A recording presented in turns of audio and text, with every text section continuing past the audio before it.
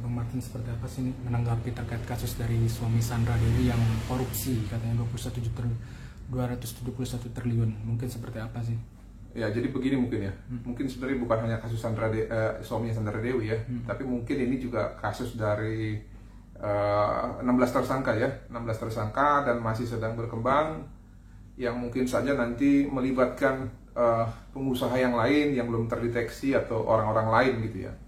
Ini kan sebenarnya kasus tindak pidana korupsi terhadap izin tambang timah ya, yang tidak berizin, yang akhirnya implikasinya itu adalah menimbulkan kerugian negara. Karena kalau yang tidak berizin berarti kan dia tidak bayar pajak, dia tidak bayar semacam kayak bagi hasil dari ketentuan yang diatur dalam undang-undang pertambangan itu kan, karena kan harus ada jatah negara dari setiap hasil pertambangan yang diolah oleh swasta. Seperti itu. Jadi kalau menurut saya ya langkah Kejaksaan Agung sudah tepat ya, yang namanya kerugian negara ataupun tindak pidana korupsi ini tidak boleh dibiarkan. Jangan sampai ada segelintir orang ya yang menyalahgunakan sumber daya alam kita ini untuk kepentingannya sendiri. Namun kalau saya justru berpendapat, ya kalau boleh berpendapat, ini kan kalau saya tidak salah itu dari 2015 sampai 2022. Kenapa kok baru sekarang ketahuan?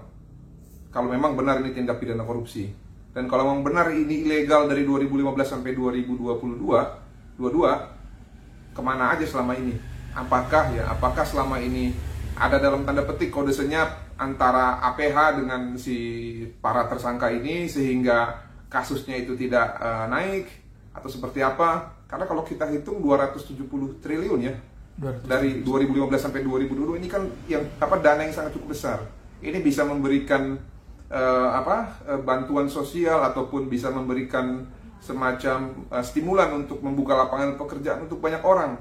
Bagaimana bisa kita kecolongan ya selama 7 tahun membiarkan orang per orang yang mungkin jumlahnya sedikit itu lebih kaya ketimbang masyarakat pada umumnya yang masih banyak dalam hidup taraf kesusahan, atau kalau saya boleh pinjam istilah dari Bapak Muhadjir Effendi itu ya, miskin ekstrim yang pendapatannya di bawah 500.000 sebulan. Bayangin, ini kan suatu kekejian ya yang harusnya tidak boleh dipelihara. Begitu pendapat saya. Tapi hukuman apa sih Mas yang pantas mungkin buat suami Sandra Dewi sendiri? Jadi kan kalau kita lihat di pasal 1 sampai 5 itu ya, Undang-Undang Tipikor kan jelas. Itu bisa sampai dengan dihukum mati, tapi ada ketentuan yang berlaku di situ. Ketentuannya antara lain apabila kalau tindak pidana korupsi itu dilakukan pada saat negara dalam keadaan genting. Nah memang sayangnya ya sampai saat ini belum pernah ada saya baca jurisprudensi ya terkait tindak pidana korupsi yang vonisnya itu hukuman mati, belum ada. Kalau saya cenderung ya lebih setuju dimiskinkan, diambil semua hartanya ya, dirampas semua hartanya. Tapi jangan sampai nanti dirampas hartanya tapi ternyata nggak masuk ke perbendaharaan negara. Ini juga repot nih ya, makanya saya pikir nanti ini harus diawasi karena 270 triliun itu jumlah yang besar. Jadi seluruh aset yang ada, seluruh hasil dari tindak pidana korupsi yang ada itu harus dilacak sampai dengan sen yang terakhir. Itu harus dikembalikan kepada negara. Mungkin ada yang minta sampai hukuman mati, mungkin setuju gak sih gitu kalau ada pendapat? Jadi hukuman mati itu menurut saya yang terakhir lah ya. Kalau menurut saya itu bagaimana sekarang kita bisa mengupayakan agar yang diraup oleh orang-orang ini ya, walaupun ada dalam hukum acara pidana kita ya asas presumption of innocence, tapi dalam hal ini kan kalau kita menggunakan terminologi ataupun menggunakan paradigma dari penegak hukum, tentunya mereka tidak menggunakan standar itu. Yang mereka gunakan adalah presumption of guilty atau praduga bersalah gitu ya. Maka yang perlu diperhatikan adalah yang pertama adalah kemanfaatan hukum nih. Negara dapat apa? Apakah negara dapat pengembalian dari hasil tindak pidana korupsi yang dilakukan oleh para tersangka ini, atau hanya alih-alih mereka hanya mencari semacam piala ya? Oke, sudah kita hukum orangnya, tapi kerugian negaranya nggak kembali. Nggak penting juga. Jadi kalau saya yang pertama adalah prioritasnya bagaimana kerugian negara ini, kalau memang itu korupsi ya, kembali lagi, kalau memang itu korupsi. Saya awali premis ini dengan hal seperti itu. kalau memang benar ini korupsi dan bisa dibuktikan, maka yang pertama kali harus dilakukan dalam proses adjudikasi ini adalah mengamankan dulu seluruh yang bisa diamankan terkait kerugian negara. Mungkin tanggapannya terkait Kejaksaan Agung sudah geledah di rumahnya, kan sudah ada uang 76M, logam mulia, bahkan mobil mewah juga. Mungkin seperti apa sih terkait penggeledahan seperti itu? Nah, saya nggak tahu ya secara tanggung renteng ya, apakah kerugian negara ini dibagi dari 16 tersangka tersebut, atau secara proporsinya mungkin beberapa pihak itu lebih besar gitu ya.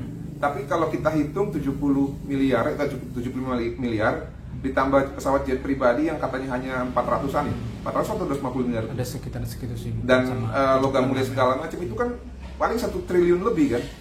Ini kan jauh dari kerugian ataupun potensi kerugian negara yang diprediksi oleh Kejaksaan Agung. Nah, kalau saya beranggapan ini belum ada apa-apanya, harusnya dicari lagi ya. Saya nggak tahu, kan ada juga tersangka yang di PIK itu ya, siapa, Helen Halim. Nah, saya tidak tahu dari yang bersangkutan sudah berapa yang diamankan. Nah, kalau saya sekarang prioritas utama adalah selain mengembangkan perkara ini dan mencari sampai kemana ini intellectual dadernya atau siapa beneficial ownership ataupun penerima manfaat dari seluruh rangkaian tindak pidana korupsi ini. Hal yang berikutnya adalah yang mesti dilakukan adalah mengamankan hasil dari tindak pidana korupsi yang merugikan negara. Itu sih kalau menurut saya. Tapi kan kemarin terbaru bahwa Sandra Dewi sendiri ikut diperiksa. Apakah mungkin ada dugaan Kejaksaan Agung menganggap Sandra sendiri turut mengetahui dugaan korupsi tersebut? Nah, ini menarik. Korupsi itu predicate crime. Jadi predicate crime itu adalah tindak pidana yang harus dibuktikan gitu ya. Apakah ini tindak pidana atau bukan? Nah, tentunya karena Sandra Dewi ini adalah istri dari Harvey Muiz ya, jadi dimungkinkan memang dalam hukum acara kita ya, dan juga hukum acara yang ada di Undang-Undang Tindak Pidana Korupsi untuk meminta keterangan saksi-saksi. Karena kan memang ada ketidakwajaran kalau dilihat ya dari tayangan-tayangan itu ya, punya jet pribadi, terus gaya hidupnya juga mewah, naik Rolls Royce segala macam. Nah, mungkin dari hal ini ya, karena saya lihat juga ada penggandengan pasal tindak pidana pencucian uang dalam perkara yang sedang disidik oleh kejaksaan ini, ya mau didalami apakah ada informasi lain yang belum didapat dari keterangan yang digali oleh Harvey Muiz. Nah, lalu yang berikutnya, apakah dari hasil pemeriksaan Harvey Muiz ketika digali lagi keterangan dengan Sandra Dewi ini ada persesuaian atau tidak ya. Jadi intinya sini untuk melengkapi administrasi penyidikan. Nah, ada pertanyaan lagi? Nah, terkait kan ini kan suami Sandra Dewi sendiri kok bisa simpan uang 76M. Apakah untuk mencegah ketahuannya PPATK atau seperti apa? Apakah bentuk strategi dari dia sendiri agar gak ketahuan korupsi itu?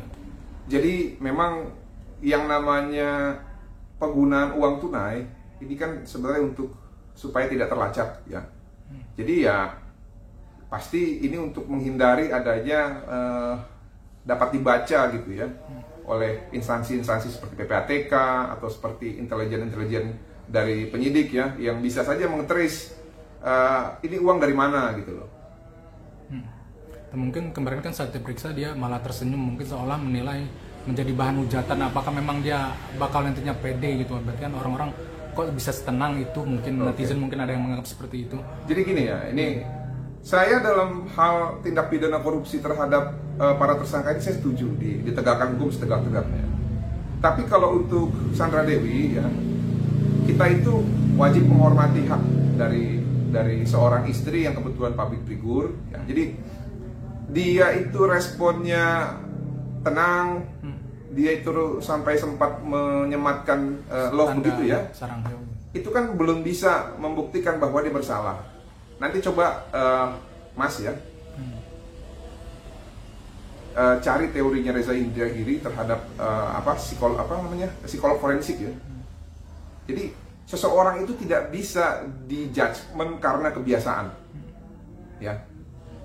Nanti boleh diafirmasi atau dikonfirmasi kepada Bang Reza Indragiri. Dalam hal ini saya lebih percaya sama beliau ketimbang ahli-ahli yang lain. Karena begini loh, perkawinan nomor 1 tahun 74 ya, di situ di dalam bab 6 tertera dari pasal 30 sampai 33 hak dan kewajiban suami dan istri. Suami itu memiliki kewajiban untuk menafkahi dan memberikan kebutuhan yang layak buat istri. Nah, kalau kita berbicara layaknya pengusaha sama layaknya karyawan kan beda, ya. Jadi kalau misalkan si Sandra Dewi ini menikah dengan Harvey Muiz, ya, dan dia menginsafi bahwa Harvey Muiz adalah pengusaha, wajar nggak kalau misalkan ya Sandra Dewi itu dihidupkan ataupun memiliki gaya hidup yang tinggi layaknya seorang pengusaha? Nah, tentu pasti bakal banyak pertanyaan begini kan. Tapi kan harusnya Sandra Dewi tahu dong kalau misalkan suaminya ini merupakan seseorang yang merugikan keuangan negara. Nggak bisa semudah itu, ya. Kenapa saya bilang nggak bisa semudah itu? Pertama begini, saya sangat yakin bahwa Sandra Dewi ketika menikahi Harvey Muiz, dia tidak tahu, seandainya ya nanti bisa akan terbukti tambang itu ilegal. Ya. Siapapun yang menikah dengan pengusaha pasti tidak akan tahu.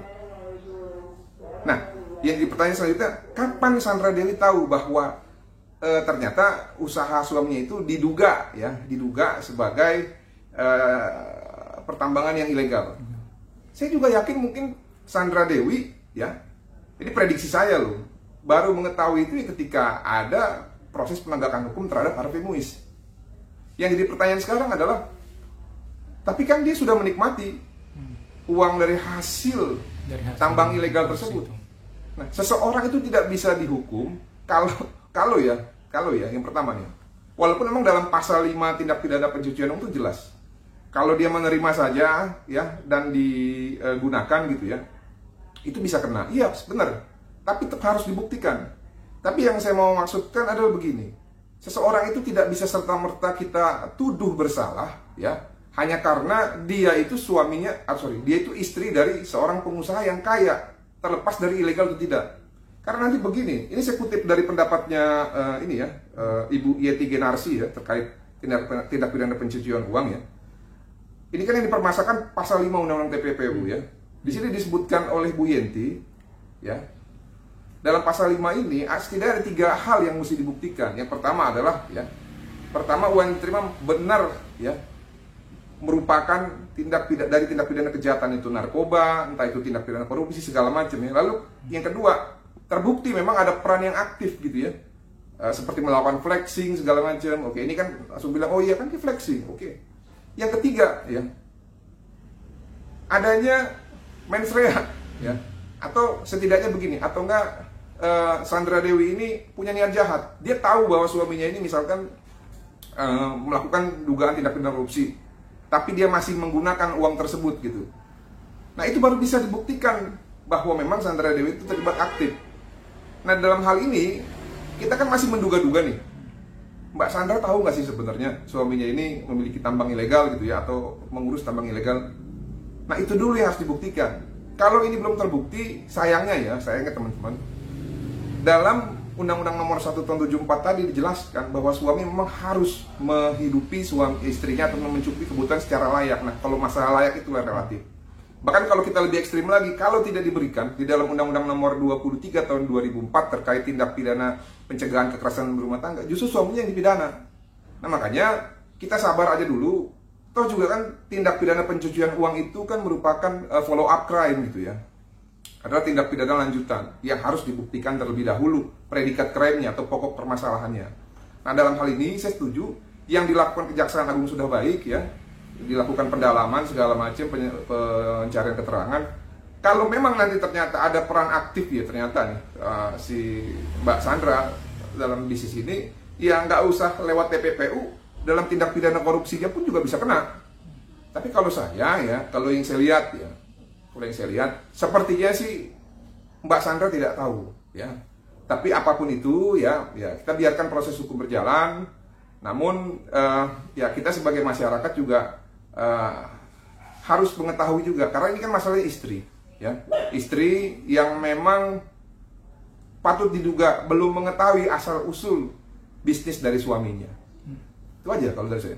Mungkin nantinya gimana nih kalau seandainya abang sendiri diminta sebagai pendamping dari suami Sandra, gimana? suaminya Sandra. Iya. Diminta sebagai pendamping suami Sandra. Iya, mungkin. Ya Yang saat gini, ini ditetapkan kalau sebagai saya begini, saya prinsipnya selain perceraian ya, selama dalam hal seseorang ini memang mau dibela ya, sesuai dengan perbuatannya ya. Jadi misalkan dia nanti jujur sama saya, bilang begini, Mas, ya benar saya lakukan itu. Tapi yang saya lakukan itu ya peran saya sebenarnya hanya sebagai membantu gitu. Dan kerugian negara yang saya akibatkan itu mungkin kalau saya hitung dari 2014 sampai 2022 itu mungkin nggak sampai 270 triliun. Saya bilang sama dia, oke, kalau kamu mau ngaku, kalau kamu mau mengembalikan yang masih bisa dikembalikan, saya bela kamu supaya kamu tidak perlu dihukum maksimal. Itu saya mau. Tapi kalau disuruh membela membabi buta ya mohon maaf, cari aja pengacara yang lain. Gitu aja kalau dari saya. Terima kasih. Tapi kan katanya hukumannya dari Kejaksaan Agung sendiri ada 20 tahun penjara. Mungkin seperti apa sih tanggapannya? Bisa sampai hukuman mati, atau setidak-tidaknya berapa tahun itu ya? Ya seseorang ataupun kelompok yang merugikan keuangan negara memang tentunya harus ganjar setimpal dengan perbuatannya. Kalau saya itu aja. Mungkin banyak yang minta nih Sandra Dewi juga terseret, atau bisa mungkin pengennya yang minta bahwa Sandra Dewi juga terseret dan ditetapkan sebagai tersangka. Mungkin seperti apa sih? Ya yang pasti begini ya, kan ada dua peluang. Peluang pertama adalah Mbak Sandra ini ikut aktif dalam bisnis suaminya dan mengetahui bahwa itu ilegal. Nah kalau dalam hal ini ya nggak usah pakai TPPU, kena barang itu gitu loh. Atau yang kedua, Mbak Sandra nggak ikut bisnis, ya, nggak terlibat ikut bisnis, tapi terlibat terima uang, ya, dan dia tahu bahwa tambangnya ilegal. Nah, yang mana nih? Satu atau dua? Atau yang ketiga, ya, Mbak Sandra tidak mengetahui bisnis itu legal, ya, dan tidak ikut aktif, dan Mbak Sandra juga menerima uang tersebut tidak mengetahui asal usul uangnya. Ya, nah kalau ini kan berarti harus dibuktikan di pengadilan. Maka dugaan kerasnya adalah tidak bisa disangkut pautkan dalam perkara ini. Begitu aja. Jadi segala kemungkinan ada. Terakhir mungkin. Atau enggak, misalkan yang kedua nih, dan Mbak Sandra nanti bilang oke, yang saya gunakan selama ini, misalkan ya, yang ketiga tadi, yang saya gunakan selama ini saya tidak tahu, dan sekarang saya tahu di mana letak sisa-sisa dari uang tersebut dan diserahkan kepada aparat penegak hukum. Itu kan juga bisa menjadi sesuatu hal yang menguntungkan atau meringankan buat Mbak Sandra Dewi gitu. Mungkin terakhir pesan buat suami dan Sandra Dewi seperti apa sih?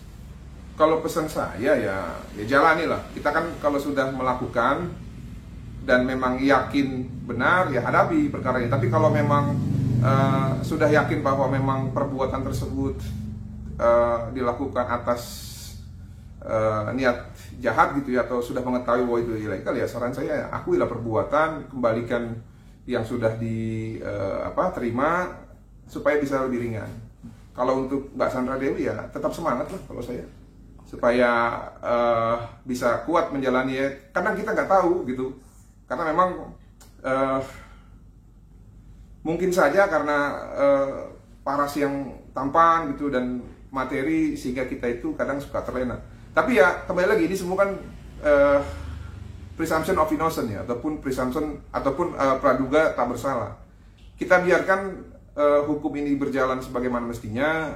Toh nanti juga kan ada pengadilan yang akan mengadili para tersangka ini. Itu aja.